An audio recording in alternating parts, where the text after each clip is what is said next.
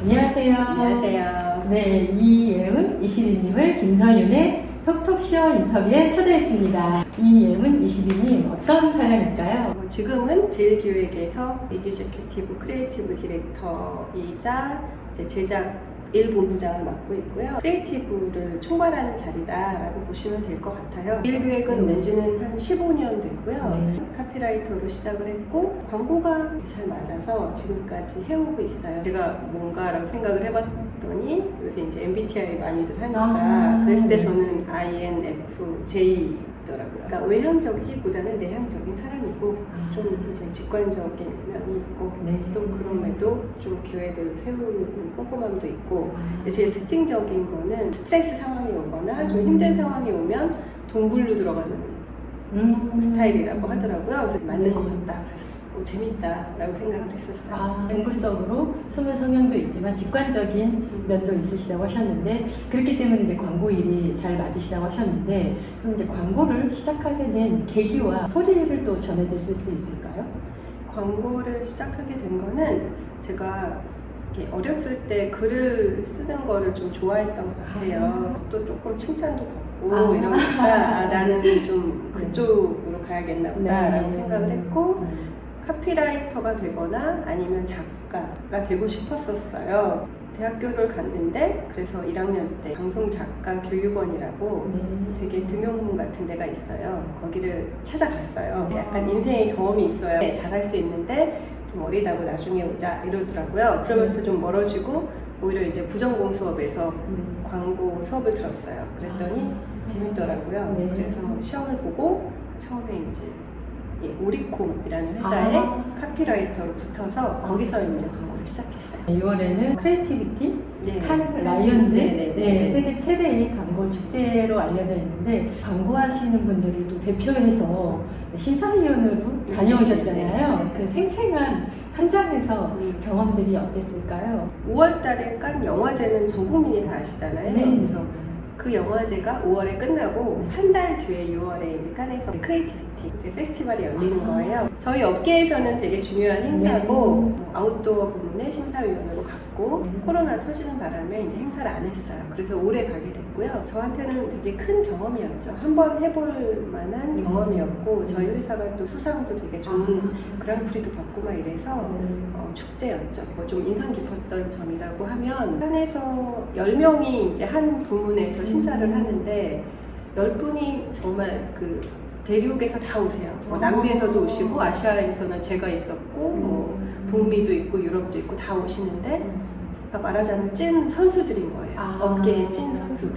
또 심사위원 선발하는 기준도 높으니까 진짜 수상도 많이 하고 정말 실력 있는 분들이 오세요.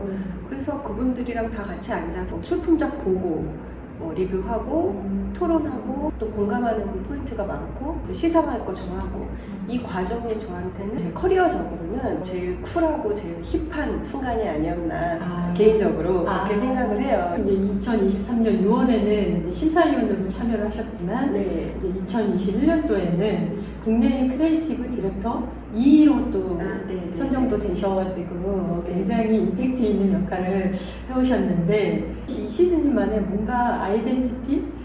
독특한 워킹 스타일이 있지 않을까라는 생각을 해봤어요. 워킹 스타일은 저희는 제작 본부고 이렇게 아이디어를 내는 일을 하고 아이디어는 시간도 정해져 있고 경쟁도 치열하고 레귤러하게 나올 수 있는 게 아니라서 스트레스가 사실은 되게 많은 직업이거든요.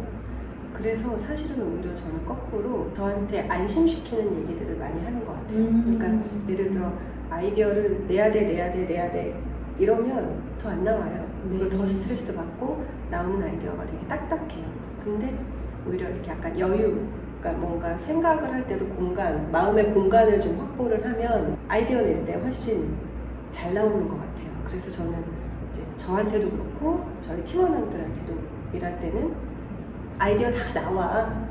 잘 때도 나와. 화장실에서도 나와. 때가 되면 나와. 걱정하지 마. 라고 되게 센 척 얘기하죠. 근데 왜냐면 다들 이렇게 막 좋은 거 내고 싶어서 고민들을 하고 있는 상태라서 그거를 막 더 쪼기보다는 우리가 자는 동안에도 왜 뇌가 돌아가잖아요. 그럼 인풋들이 막 이렇게 들어가 있을 거 아니에요. 그럼 이게 흩어져 있다가 확 돌아가다가 어느 순간 그게 딱 꿰져가지고 밖으로 아이디어가 나온다고 생각이 들어요. 제가 좀 정리를 해드리면 체험에서 비움이 아니라 비움에서 체험으로 가는 워킹 스타일인 것 같아요. 다양한 광고 캠페인을 차별화를 통해서 만들어 오신 중에서 가장 기억에 남는 광고 캠페인 있으실까요? 날씨가 요새 하도 덥다 보니까 사실 기후 위기가 완전 체감이 되잖아요. 날씨가 정말 이상하잖아요. 환경 문제가 심각하구나 라는 생각이 들었고, 그래서 이제 업계에서도 그런 환경 관련한 그런 시도들이 되게 많아요. 아까 말씀드렸던 깐네에서도 그렇고 이런 작품이나 캠페인들이 되게 많은데, 저희가 작년에 이제 시넥이라고 C가 SEA 바다와 스넥의 넥이 붙어서 시넥이에요. 환경재단하고 했던 캠페인인데, 그 캠페인이 뭐냐면 바닷가에서 해양 쓰레기를 주워오면 해양 생물 모양의 과자로 바꿔주는 거예요. 그러니까 왜 우리나라에 고래밥, 뭐 자갈치, 꽃게랑 이런 과자가 그렇게 생긴 해양 생물처럼 생긴 과자가 많잖아요. 여름에 동해안에서 해수욕장 한 5군데에서 저희가 트럭이 가서 그걸 했어요. 제가 현장을 몇 번 갔거든요. 근데 현장 호응이 너무 좋았어요. PR을 했는데 애들 손잡고 오신 분도 있고 멀리서도 오시면서 그걸 하고 가시더라고요. 이제 자녀 교육에도 그게 굉장히 좋으니까 참여를 적극적으로 하시고 거기 해수욕장에서 바로 그날 본 사람들도 되게 좋아하는 거예요. 공익성 광고, 그리고 또 환경 문제, 뭐 이런 캠페인들이 되게 재미없게 느낄 수가 있는데 여기에 재미가 들어가니까 이게 효과가 되게 커지겠구나 라는 생각을 했어요. 이렇게 개선할 수 있는 것들을 광고에서도 조금 아이디어들을 재밌게 되면 우리도 영향력으로 뭔가를 개선할 수 있겠다 이런 생각을 처음 해본 것 같아요. 그래서 뭐 근데 또 운이 좋아서 작년에 뭐 대한민국 광고 대상도 많이 받고 상을 많이 받았어요. 재미있게 결합을 해가지고 광고를 이제 풀어내시는 데 있어서는 크리에이티브한 브레인이 필요하고 또 말씀하셨던 것처럼 기후 문제, 환경 문제를 솔루션을 이제 해결을 해야 되는 거를 광고로 풀고 캠페인으로 풀어야 되는데, 그러기 위해서 팀원들과 어떻게 아이디어를 얻으시고 또 이혜훈 ECD님만의 아이디어나 통찰력 그런 것들을 광고와 캠페인으로 연결시키는 뭐 비결이 있을까요? 뭐 광고하는 사람들이면 이제 누구나 자기 아이디어에 접근하고 낼 수 있는 길이 있는데 특별한 방법은 없다고 생각을 하고, 요새는 뭐 콘텐츠들이 너무 많으니까 많이 보려고 해요. 뭐 디지털 아트도 있고 다른 나라 해외 광고들도 많이 보려고 하고요. 그것들이 이렇게 다 바로바로 연결이 되는 경우도 물론 있겠지만, 저는 그런 인풋이나 혹은 인사이트들이 막 들어오고 아니 막 흩어져 있다가 이게 이제 아이디어를 낸다는 거는 제가 소화를 해서 아이디어가 나오는 과정이라고 생각을 해요. 그래서 저희는 어쩔 때는 노는 게 일이다라고까지 생각을 하니까 프로젝트랑 프로젝트 사이가 있거든요. 그럼 바쁘지 않은 틈에는 다 같이 나가서 전시 보러 가고 영화 보러 가고 아니면 뿔뿔이 흩어지기도 하고 뭐 그런 일들을 많이 해요. 그리고 사내에서도 게임을 하진 않지만 뭐 게임 사이트에 들어갈 수도 있고 예능을 쫓아서 볼 수도 있고 사실은 그것도 일의 하나라고 봐야 되거든요.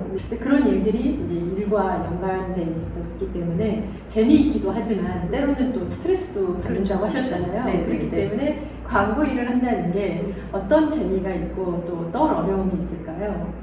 재미는 새로 나오는 제품들을 광고를 많이 할 거 아니에요. 그리고 그 제품은 요즘의 생각이나 뭔가 기술이나 트렌드를 반영한 제품들이기 때문에 그 제품을 저희가 OT를 받는 것만으로도 새롭게 배우는 거예요. 근데 이제 카피라이터니까 카피에서 출발하는 경우가 되게 많아요. 그러면 노트에 이렇게 썼던 어떤 아이디어, 한 톨 같은 조그만 아이디어가 있었잖아요. 근데 그게 회의에서 제 아이디어가 좋다고 의견이 모이거나 어떤 솔루션에 의해서 그 아이디어가 채택이 돼요. 그러면 그 아이디어를 위해서 다 힘을 쏟아줘서 처음에 내 아이디어는 이만했는데 이만해졌어요. 너무 재밌죠. 완성되고 촬영하는 날 촬영장에 가보면요. 되게 뿌듯할 때가 있어요. 재미있는 부분을 굉장히 이제 잘 얘기해 주셨는데 어려운 부분은 어떤 부분이 어려운 있을까요? 부분은 워라밸을 찾으려고 노력을 한 편인데도 내 아들 키우는데 어렸을 때 방학 때가 저는 기억이 없는 거예요. 그리고 이게 일이 불규칙하니까 일이 프로젝트가 한 번 걸리면 그냥 갑자기 제 삶을 조금 반납한다고 봐야 돼요. 그래서 바빴던 게 조금 아쉽고 그리고 휴가를 2주 휴가를 좀 가보고 싶다는 생각은 좀 들었어요. 시간이 없었어요. 카피라이터 출신이시니까 카피라이터 중에 이거는 내가 진짜 했지만 잘 만든 문구야 라는 게 있을까요? 그런 질문이 제일 어려워요. 어렵지만 그래도 카피 한 줄로 딱 되는 시대가 있었고 지금은 카피 한 줄에 다 담는 것보다는 전체적인 톤앤무드, 인상 아니면 철학이 그림에 반영되고 그런 것들을 조금 더 좋아하는 시대라고 저는 생각해요. 근데 이제 그럼에도 불구하고 제가 예전에 했던 광고 중에서 좋았던 거는 정관장 광고가 있어요. 그 일포하라 광고. 공감도 있고 유머도 있고 시리즈가 있네요. 회사원들 시리즈가 있었는데 그거가 좋아했어요. 이시디님 역할을 하시려면 굉장히 이제 바쁜 템포 속에서 일상의 하루를 어떻게 보내실까요? 제 업무 슬로건이 있어요. 스스로 크리에이티브하고 그 다음엔 크리에이티브한 사람을 돕는다가 있어요.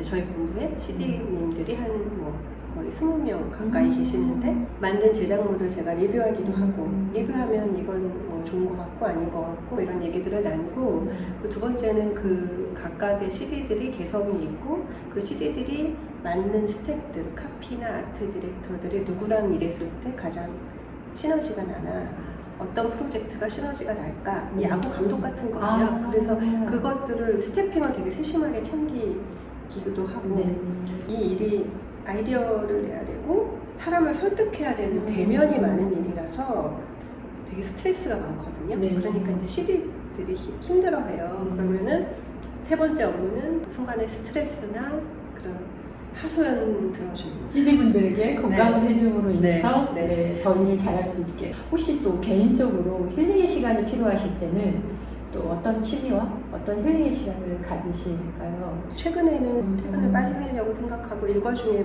좀 많이 해결하려고 하고 있고 숲, 공원 이런 거 되게 좋아해요. 강아지들 데리고 산책하는 거 되게 좋아하고 그렇게 해서 많이 좀 날려버리는 편이고요. 왜 옛날에 책에서 봤는데 에스키모인들이 뭔가 어렵거나 힘든 상황에 걷는데요. 무조건 걷다가 이게 해소되는 지점에 깃발을 꽂아놓고 돌아온다는 거예요. 그래서 제가 그것도 인상적으로 봤는데 걸으면서 좀 날아가는 느낌이 있어요. 걸으면서 다양한 생각과 기운과 체험이 함께 존재하는 것 같아요. 저도 걷기를 매일 30분 1시간씩 하고 있는데 지금 굉장히 말씀하신 게 공감이 많이 됐습니다. 그럼 삶과 광고인 25년이라는 시간을 보내오시면서 가장 선물 같은 소중한 사람과 그 사람에게 메시지가 있을까요? 가장 선물 같은 사람은 가족이고요. 그게 가족이 제일 소중하고 그리고 일에서 가장 소중했거나 아니면 제가 고마웠던 사람들은 성례복이 굉장히 있어서 잘 배웠어요.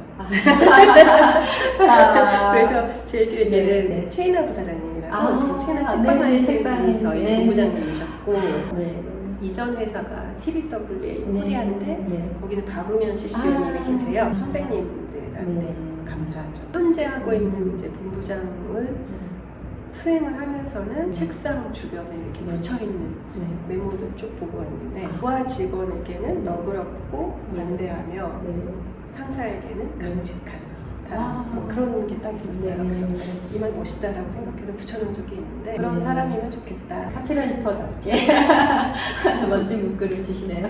크리에이티브 분야, 광고 일을 이렇게 꿈꾸는 친구들이 있을 텐데 추천해 줄 만한 일이라고 생각하시나요?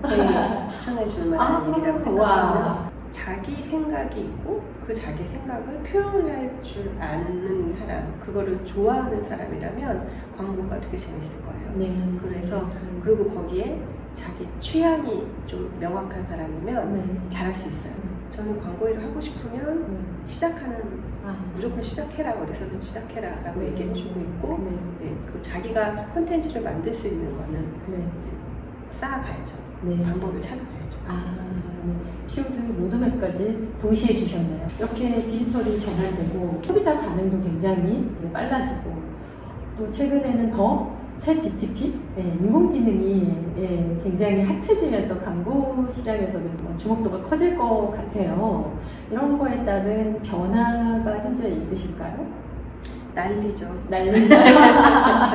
와, 그 정도인가요? 생성형 네. AI는 올 작년 말부터 올 네. 초부터 엄청 뜨겁게 화두였고 네. 모두가 그거를 대비해야 된다, 네. 준비해야 된다, 알아야 된다의 네. 기조이고요. 네. 지금은 이제 약간 공부를 하고 트라이를 살짝살짝 해보려고 하는 정도라고 네. 생각해요, 업계들이. 네. 저는 기본적으로 뭐가 나오든 창의적인 일을 하는 사람들은 본질은 사람한테 있다고 생각이 들어요. 그게 AI한테 있는 게 아니고 사람한테 있다고 생각이 들어서 정정론자고. 근데 이제 AI를 그럼 우리랑 어떤 관계를 가질 것이냐를 보면 네. 창작하는 사람들이 무기가 되면 제일 이상적인 것 같거든요. 네, 그래서 지금 안에 있는 뭐 아트 디렉터나 카피라이터들도 브리프를 받고 네. 아이디에이션하는 그 과정에서 네. 그 AI 많이 쓰고 있는 걸로 알고 있고요. 그리고 왜 생각은 있는데 전공자가 아니면 네. 이렇게 뭔가 그림을 만드는 게 어렵잖아요. 네, 그런 네. 때는 굉장히 유용한 거예요. 네. 잘 아시는 미드전이나 뭐 네. 이런 것 달리나 뭐 이런 것들을 쓰면 찾아주니까 네, 그런 네. 거 활용들 많이들 하신다고 아. 듣고 있어요. 오늘 아침에 신문을 보니까 코카콜라 캠페인에서 챗GPT를 AI로 활용해서 이렇게 내놓은 게 아이디어를 했나요? 네네네. 제일빅 같은 경우에는 AI를 통해서 네. 뭐 시도나 이런 거 그럼요. 나왔던 광고들도 있어요. 반응은 어땠나요? 챗GPT로 만든, 그러니까 AI로 네. 만든 광고가 네. 이제 딱 네. 선정하는 게 타이밍이 중요하거든요. 아. 해외에서는 그런 광고가 화제가 된 적이 있고 네. 국내에서도 있는 걸로 알고 네. 우리도 있는데 네. 막 화제가 막 됐다 아직. 이거는 아직은 AI로 했어요가 네. 더 중요한 거죠. 신기한 거죠. 네네네. 앞으로 계속해서 이제 AI하고 함께 우리가 가야 할 그렇죠. 상황에서 많은 이제 광고들이 AI하고 잘 협업해서 좋은 광고가 잘 나와서 또 소비자들에게 좋은 반응이 있었으면 좋겠고 그 역할을 또 이 시대님이 잘 해주실 것 같습니다. 긍정적으로 할 수 있다. 네네네. 그래서 이제 앞으로의 꿈과 어떤 계획을 가지고 계실까요? 저는 하루를 사는 사람이고요. 왜 그러냐면 제가 걱정도 많고 생각도 많은 스타일이어서 내일까지 그거를 생각의 바운더리에 두면 일이 많은 거예요. 그래서 저는 끊어가는 게 저한테 도움이 많이 돼요. 그러니까 오늘은 딱 끊고 내일은 또 내일 시작하고 생각하자가 저한테 정신 건강에 좋아요. 그리고 긍정적으로 사람을 만들어주고. 그래서 저는 하루하루를 좀 살아가자 스타일이어서 뭐가 되자 뭘 할 거야는 사실 그렇게 크진 않은 편이고요. 그래도 은퇴를 할 거니까 은퇴를 해야 되잖아요. 은퇴 계획은 언젠가 가지고 계신가요? 그럼요. 그리고 회사를 다니는 사람이니까 은퇴가 있으니까 네. 은퇴 후에는 뭘 하지라는 거는 그림을 이렇게 그렸어요. 그냥 일단 마당에 있는 집 필요하고요. 강아지도 띄워놓고 그리고 이렇게 토마토 키워서 샐러드 만들고 책을 보고 무슨 그린지가 안 나왔는데 글을 쓰고 그러니까 그렇게 살고 싶어요. 나중에 이제 은퇴를 하시고 정말 마당이 있는 집에서 강아지들과 뛰어놀면서 또 카피라이터 출신이시니까 또 글을 쓰실 때 또 한번 인터뷰를 할 기회가 되는 거를 한번 머릿속으로 그려봤습니다. 자연과 함께 하면서 그 꿈과 계획이 이루어지시길 응원드리고 그래서 오늘 인터뷰에 응해주셔서 진심으로 감사드립니다. 제가 감사드립니다.